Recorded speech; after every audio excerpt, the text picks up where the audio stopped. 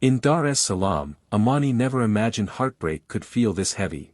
When he and his longtime girlfriend, Zuena, finally broke up, he thought the most painful part would be the shame of everyone knowing. But the real sting came when Zuena walked away with the car. Not just any car, the luxury car Amani had sacrificed years for, working late nights at one job and waking up early for another. He had saved, struggled, and built his pride into those wheels. Yet on that day, Zuena slipped into the driver's seat, tossed him a mocking look, and declared it was hers now. She drove off as if the story was finished, leaving Amani standing there with his heartbreak, his anger, and the whispers of neighbors who pitied him. People said he was foolish, that he had given her everything only to be left with nothing. To them, it looked like Zuena had won, that she had taken not just his car but his dignity too. And each time Amani heard the engine roar past his street, or saw photos online of Zuena smiling behind the wheel, it felt like salt poured on an open wound. He could already hear the laughter, the gossip, the cruel jokes about how he had lost the girl and the car in one blow. What they didn't know, what even Zuena didn't know, was that the car she claimed as her prize was not really hers. And soon, the car would become her curse. Weeks passed and Zuena made sure everyone in Dar es Salaam saw her living her best life. She drove the luxury car through busy streets like it was a crown on her head. She parked in front of cafes just to make people look. She took pictures leaning against the shiny hood, posting them online with captions mocking Amani, saying things like, "Some wins are forever." Her friends laughed with her, strangers commented with fire emojis, and Amani's name became the punchline of her jokes. To the outside world, it looked like she had taken everything from him. But Zuena had no idea the truth was waiting to hit her harder than any gossip ever could. The car wasn't just a shiny toy. It was a chain of papers, numbers, and signatures. The loan was in Amani's name. The insurance was in Amani's name. Even the taxes came under Amani's name. And all of it was heavy, expensive, and impossible to ignore. When the first thick envelope dropped on Amani's table, the numbers inside could have broken anyone's spirit. The bill was massive, the kind that made people sweat and panic. But Amani didn't break. He didn't even frown. Instead, a small smirk crossed his face. In that moment, he realized something Zuena never thought about: she wasn't free. She hadn't stolen his victory. She had stolen his burden. And now that burden was about to crush her. Amani didn't run to confront her, didn't scream, didn't post angry replies. He stayed quiet, watching, planning. Late at night, while the city outside was sleeping, he sat at his table with the bills spread out in front of him. He thought about every cruel caption, every laugh at his expense, and slowly, an idea began to form. A plan that didn't need shouting or fighting. A plan that would speak louder than any insult. As he read the fine print, line by line, the smile on his face grew sharper. He saw exactly how the debt could be shifted, how the responsibility could slide into Zuena's lap the moment she claimed the car as her own. It wasn't revenge through anger, it was revenge through silence and paper. All it would take was one letter, written carefully, backed with documents, wrapped in truth she could not escape. The world thought Amani was finished. Zuena thought she had won. But while she posed in the car like a queen, Amani was in the shadows, preparing to crown her with the debt she had unknowingly stolen. And when it landed, it would not just hit her pockets, it would hit her pride. What started as humiliation for Amani was turning into his quiet victory. The bill that should have broken him had instead given him the perfect weapon. All he had to do now was wait for the right moment to strike. Amani could have chosen the loud path. He could have gone to Zuena's house, shouted in front of the neighbors, demanded his car back, and argued until his voice broke. But that wasn't his way. He had already been humiliated once, and he wasn't going to give her another chance to laugh at him. Instead, he chose silence. Silence, but with power hidden inside it. Late at night, when the city was quiet and the only sound was the buzzing of mosquitoes and the occasional car in the distance, Amani sat at his small table with a pen in his hand. In front of him were stacks of bills, contracts, and official papers. He read every line slowly, carefully, his eyes moving like a hunter following tracks. This was no ordinary letter he was about to write. This was a letter that would flip the story upside down. He began drafting the words, not in anger, but with a sharp calmness. Every sentence was chosen like a weapon, simple but deadly. The letter wasn't just filled with his emotions. It carried proof, legal proof, that the car was not just a gift she could parade around with. It carried the weight of financial responsibility. It showed her, in black and white, that by taking possession of the car and claiming it as hers, she had also claimed every single shilling of the debt tied to it. The loan, the insurance, the taxes, all of it sat waiting for her name. Amani attached copies of the contracts, each page stamped, signed, and undeniable. He slid them into the envelope like blades. He knew Zuena loved drama, but this wasn't drama. This was reality, sharp and unshakable. The kind of truth you can't laugh away with captions or hide behind filters. The kind of truth that doesn't care how many followers you have online. As he wrote, his mind pictured her face when she would open it. He imagined her sitting comfortably, expecting admiration from someone, maybe even thinking it was another love letter from a secret admirer. And then he imagined her smile freezing, her eyes widening, her hands trembling as she realized the car wasn't a prize. It was a trap she had walked into with her own pride. When he finished, Amani leaned back in his chair. The night was heavy, but his chest felt light for the first time since the breakup. He sealed the envelope slowly, pressing down the edges as if sealing her fate. He didn't need to shout. He didn't need revenge in the form of violence or insults. All he needed was this one letter, carefully written in silence, carrying the kind of sting no argument could deliver. It was more than paper. It was the moment the hunter stopped running and set the snare. And soon, Zuena would learn that the car she thought made her a queen was about to make her a prisoner of her own arrogance. It was a bright morning in Dar es Salaam when Zuena stepped outside to collect the usual things left at her gate. Sometimes it was a flyer, sometimes a small note from one of the men who admired her from a distance.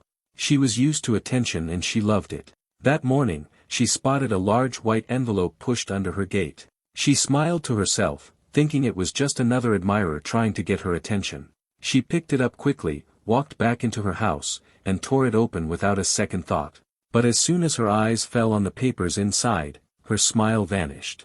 The color drained from her face, and for the first time in weeks, Zuena felt fear creeping in. The letter was not sweet words of praise or a secret confession of love. It was official, cold, and terrifying. Page after page, stamped and signed, showed numbers that made her stomach twist. The car she had been flaunting across town, the car she used to mock Amani and lift herself higher than everyone else, was chained to debts bigger than anything she had ever imagined. The insurance premium alone was higher than what she could earn in months. The loan repayment stretched out like a long road she could never reach the end of. Every number looked like a mountain pressing down on her chest. Her hands trembled as she flipped through the documents. The car wasn't hers to celebrate. It was hers to suffer. Every bill, every debt, every responsibility now had her name attached to it. She tried to breathe, but the air felt heavy, almost choking her. This wasn't just about money, it was about humiliation. The same neighbors who once admired her would soon learn the truth. The car she used to wave from like a throne was nothing but a trap, and she had walked right into it with her head held high. She dropped the papers on the table and sat down, staring blankly at the car keys in her hand. For the first time, they didn't feel powerful. They felt like chains. She thought about the captions she had posted online, mocking Amani, laughing at his loss. She thought about the way people clapped for her, jealous of her new life. And now she realized all of that had been built on a lie she couldn't escape. Her phone buzzed with a notification. Friends were tagging her in comments, still praising her car photos, still calling her queen. But she couldn't even look. She wanted to throw the phone across the room. Her world was collapsing quietly, and nobody else knew it yet. The luxury car sitting outside her house no longer looked shiny. In her eyes, it looked cursed. It wasn't a trophy. It wasn't freedom. It was a ticking time bomb that could ruin everything she had. And in that moment, Zuena finally understood, Amani hadn't lost. She had. At first, Zuena tried to pretend nothing was wrong. She told herself she could handle it, that the bills were just papers and somehow, some way, she would figure it out. When her friends asked, she laughed loudly and brushed it off, saying, "What's a little money problem when you're driving a car like this?" She tried to keep her pride intact, but inside she was shaking. And the truth had a way of escaping, no matter how much she tried to hide it. Soon, whispers began circling around Mwanza. People who once admired her started to ask questions. Some had heard about the letter, some had seen the unpaid bills piling up on her table, and before long, a cruel nickname spread through the streets, the queen with the cursed car. Everywhere she went, Zuena could feel the stares. The same neighbors who once ran to the windows when they heard her car engine now smirked as she passed by. Shopkeepers who once greeted her with respect now exchanged knowing looks behind her back. Even her closest friends, the ones who had laughed with her at Amani, began to distance themselves. They didn't want to be dragged into her shame. They whispered about how she had stolen the car, how karma had come back faster than anyone expected. The car that once gave her status now became her badge of embarrassment. Each time she drove it, she felt eyes burning into her, not with envy but with mockery.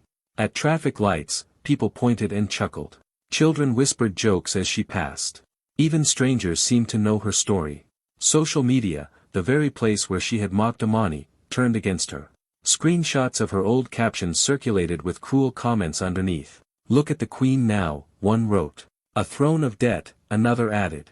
Zuena tried to laugh it off online too, posting more photos as if nothing had changed, but the comments cut deeper each day. People weren't fooled anymore.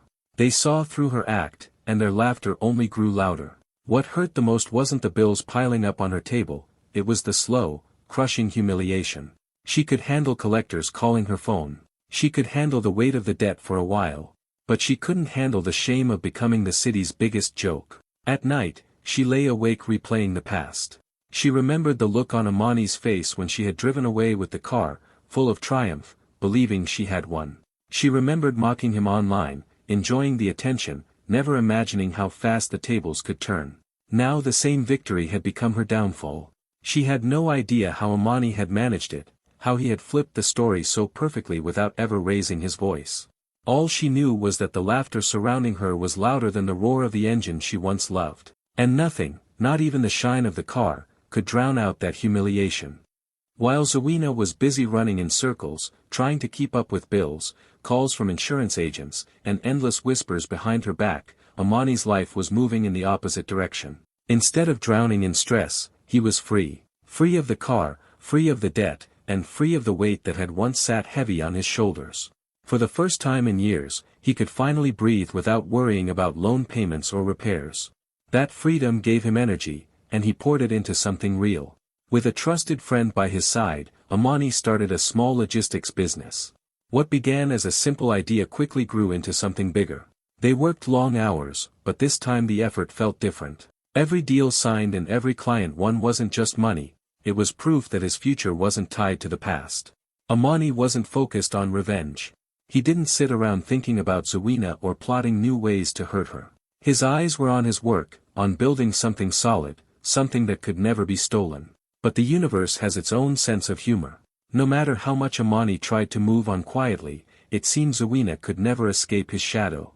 Every success he achieved found its way back to her. She saw the photos of him shaking hands with new clients.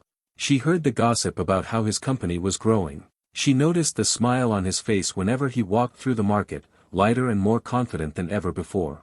The same neighbors who mocked her now praised him. They spoke about his hard work, about how he had turned his heartbreak into progress. Even strangers began to respect him. For Zuena, it felt like every win he scored was a message directed straight at her, reminding her of what she had lost. The more she struggled with the cursed car, the more Amani seemed to rise. It wasn't that he rubbed it in, he never said a word to her. But his silence spoke louder than any insult could. She would see him sometimes, passing by with his head high, laughter in his voice as he chatted with his new business partners. And every time, her chest tightened. The man she thought she had broken was not broken at all. He was stronger, sharper, and happier without her. That realization burned worse than the bills stacked up in her house. Amani had discovered the sweetest form of revenge wasn't shouting or mocking. It was living better. It was showing the world that losing her and the car hadn't destroyed him, it had freed him. And as Zuena's world grew smaller under the weight of her debts, Amani's world expanded, full of opportunity, respect, and quiet victories she could never take away. It was almost as if the car itself had joined in the revenge. At first, it was small things that Zuena ignored. A strange sound in the engine, a light flashing on the dashboard, the air conditioner blowing warm air on a hot day. She brushed it off, telling herself it was nothing serious. But soon, the problems grew worse. One morning, the car refused to start. Another day, smoke rose from under the hood in the middle of traffic, forcing her to pull over while people laughed and pointed. The luxury car that once made her feel like a queen now behaved like an old burden. Every time she took it to a mechanic, she was handed another bill. Each invoice was more painful than the last, adding to the mountain of debt already crushing her. The repairs were never small. Luxury cars demanded luxury money. A single part cost more than her monthly salary. The mechanics shook their heads with pity, but pity didn't lower the price. Zuena would stand there, listening to the figures, her heart sinking deeper each time. It was as though the car was mocking her, punishing her for every boastful caption she had posted. And in the back of her mind, she could almost hear Amani's quiet laugh, not cruel, but sharp enough to sting her pride. Her glamorous life quickly began to crumble. Debt collectors called her phone day and night. Letters warning of repossession slipped under her door. Friends stopped picking her up for outings because they knew she was drowning in financial trouble. Even the same people who once begged her for a ride now avoided being seen with her. They didn't want to be connected to the cursed car. The pressure became unbearable. Driving the car through the streets no longer made her feel powerful. Instead, she sat behind the wheel with her heart pounding, afraid something else would break while everyone watched. She could feel eyes on her, waiting for the next embarrassing moment. The car that once brought her attention now brought her humiliation. At night, she couldn't sleep. She lay awake thinking about how much money she owed, how she couldn't even sell the car because no one wanted to buy it with so many debts attached. She had trapped herself, and every day the trap tightened. She remembered the day she had driven away from Amani, proud and laughing. She remembered how she had felt unstoppable. Now she felt small, cornered, and desperate. It wasn't just the car breaking down, it was her life. Piece by piece, everything she had built on pride and show was collapsing. And as each new crack appeared, she couldn't shake the feeling that the curse wasn't coming from the car itself, but from the man she had thought she had defeated. Months later, the city had almost forgotten the drama, but Amani hadn't. Not because he held on to anger, but because he remembered how much he had grown from it. One hot afternoon, as he walked through a busy street on his way to meet a new client, something caught his eye. Parked crookedly on the roadside was a car he knew too well. Once it had gleamed like a jewel, polished every week, showing off its shine to the world. Now it sat dull and dusty, the paint losing its glow, the tires half flat, and the hood covered in grime. The proud luxury car that had once been Zuena's throne was nothing more than an abandoned shell. Standing beside it was Zuena. Her voice was raised, sharp with frustration as she argued with two debt officers. Papers were in their hands, and from the looks on their faces, there was no escape left for her. She no longer looked like the woman who once smiled at cameras, mocking him with captions. Her makeup was smudged, her clothes untidy, and her face carried the weight of sleepless nights.